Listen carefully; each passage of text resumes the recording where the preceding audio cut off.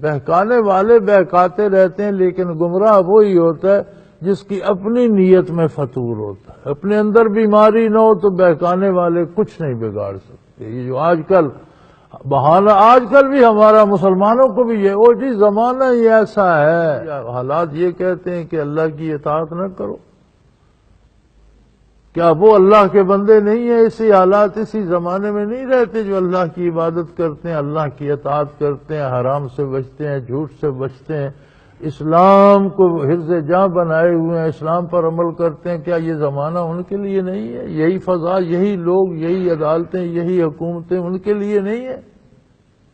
وہ تو زندہ ہے اللہ کی بارگاہ میں، اور اللہ کی یاد میں، اور اللہ کی اطاعت کر رہے ہیں۔ جو کرنا نہیں چاہتا وہ پھر یہ کہتا ہے جی حالات ایسے ہیں۔ اللہ کے نہیں فرماتے ہیں کوئی نہیں کسی کو بہکا سکتا جب تک اس کے اندر خرابی نہ ہو۔ اپنے اندر بیماری پیدا ہوتی ہے نا، پھر وہ دوسرے بھی ساتھ سبب بن جاتے ہیں، اور بندہ الزام ان پہ لگاتا رہتا ہے۔